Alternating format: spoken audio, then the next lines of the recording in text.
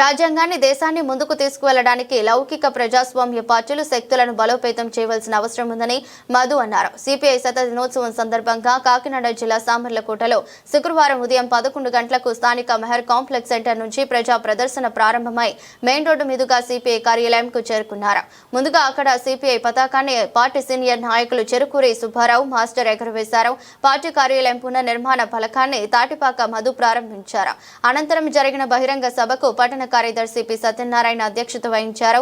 ముఖ్య అతిథిగా హాజరైన మధు మాట్లాడుతూ భారతదేశం ప్రస్తుతం సంక్షోభంలో ఉందని, అనేక క్లిష్టమైన సవాళ్లను ఎదుర్కొంటుందని, కేంద్రంలో మతతత్వ శక్తులు అధికారాన్ని హస్తగతం చేస్తున్నాయని మధు విమర్శించారు. ఆ శక్తులు తమ చేతుల్లో ఉన్న రాజకీయ శక్తిని, ప్రభుత్వ అధికారాన్ని ఉపయోగించి అంబేద్కర్ సహా మహనీయులు అందించిన రాజ్యాంగాన్ని మార్చాలని ప్రయత్నం చేస్తున్నాయని మధు అన్నారు.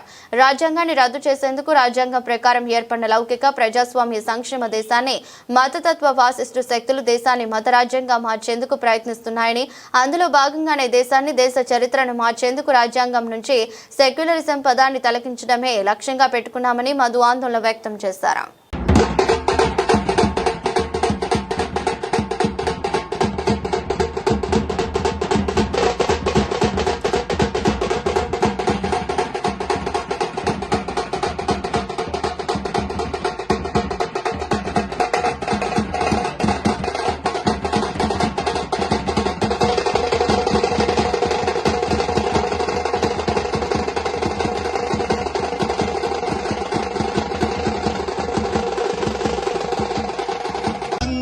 కీలలా అవతరించిన ఎర్ర జెండా ఎత్తరా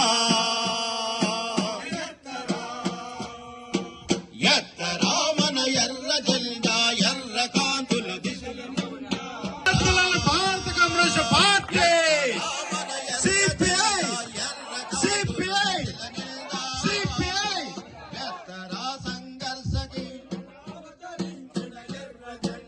ఎత్తరా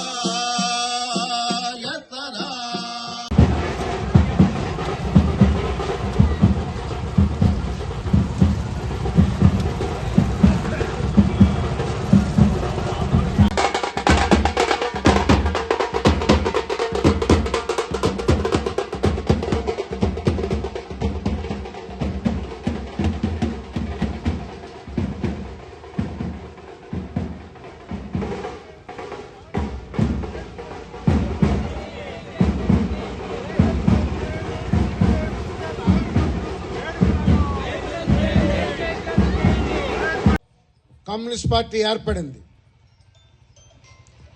నేటికి 100 ఏళ్ల పూర్తి చేసుకుని 101లోకి అడుగు పెడుతుంది.